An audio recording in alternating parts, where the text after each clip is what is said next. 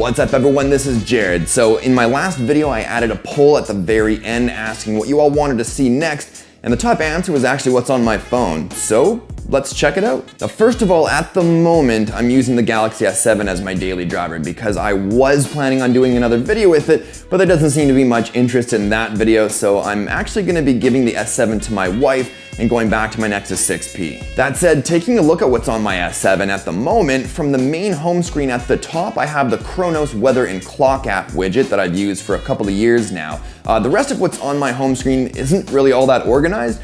You'll notice I have my Google folder labeled, but not the others, and that's simply because I'm lazy. Now, I'm not a cable TV subscriber, so I actually completely rely on online streaming. So my main 3 streaming apps are Netflix, because I'm finding with all of its new original content, it keeps me pretty entertained, but I'm also in love with Plex, because being able to cast Plex to a Chromecast, as well as its elegant design and various super useful settings options, in my opinion, makes Plex one of the best media server / media manager services out there.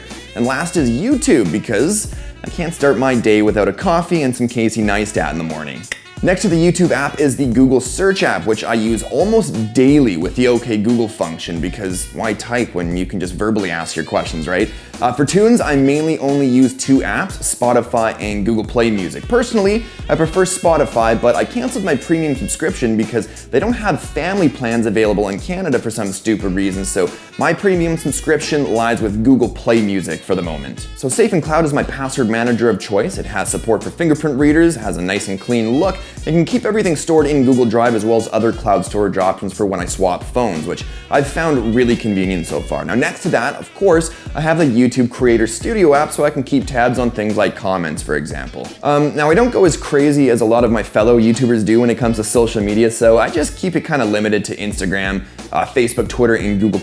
But my Twitter app of choice for now is Phoenix. It's pretty clean, but I find issues and annoyances with it every now and then, so if something better comes along, I have no problems jumping ship. Now, I don't actually open my Google folder often, but when I do, it's usually just to access Google Photos, which is my photo gallery app of choice, and Google Keep, which I use often to store temporary or long-term notes to myself. Oh, and of course, the Google Play app when I'm bored. Now, down below in the dock, I keep the Dialer app, of course, Inbox from Google, which I prefer over the Gmail app, Hangouts, which I use with the SMS merge feature so I can wrangle in all my texts and Hangouts messages. On the next page, all I have is the Samsung Game Launcher for some reason. I think it's pretty cool, but I literally never use it. I usually just go into the app drawer to launch my games. And actually, speaking of the app drawer, top left, you'll see I have all my games grouped into a folder. I rarely play games on my phones, but when I do, these are the games that I prefer the most, mainly because many of them save my progress to the cloud in some fashion or another. So again, when I swap phones, everything can be restored nice and easily, really convenient. I also have a folder I like to call the black hole, which is where I stash all the apps that I can't or don't want to delete, but also apps that I do use, just not directly. But while in here, I suppose we'll talk about a few of them, like Facets, which is a very popular wallpaper app from everyone's favorite digital artist, Justin Mahler. Ampre, or Ampre, not really sure how to pronounce it properly, but it's useful for checking out the electrical current performance of any new chargers or USB cables you've bought.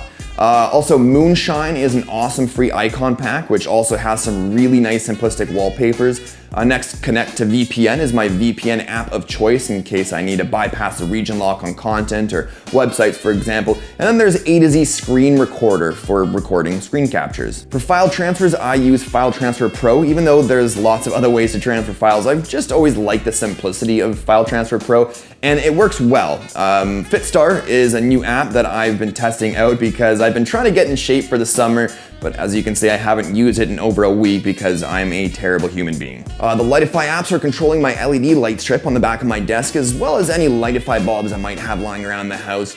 And on the next page is this new app called Masquerade, which I've recently downloaded, but spelled MSQRD, which is a fun little face swapping app that I recommend you guys check out. It's a lot of fun. Now, I keep the PlayStation app on my phone, but almost never use, so it probably actually belongs in the black hole folder, but my PlayStation Messenger app is actually something I use fairly often with all my online gaming buddies. And TuneIn Radio is my favorite radio app of choice simply because of its ease of use and greater selection than most other radio apps I've tested in the past. But I think that's that's it. So if you haven't tried out any of those apps, go give them a shot. And if you have any you think I should try out, let me know in the comments below. And if you liked the video, hit up that like button. Also, if you're new to my stuff, don't forget to subscribe for more real soon. But thanks as always for watching, guys, and I'll talk to you all in the next one. Cheers.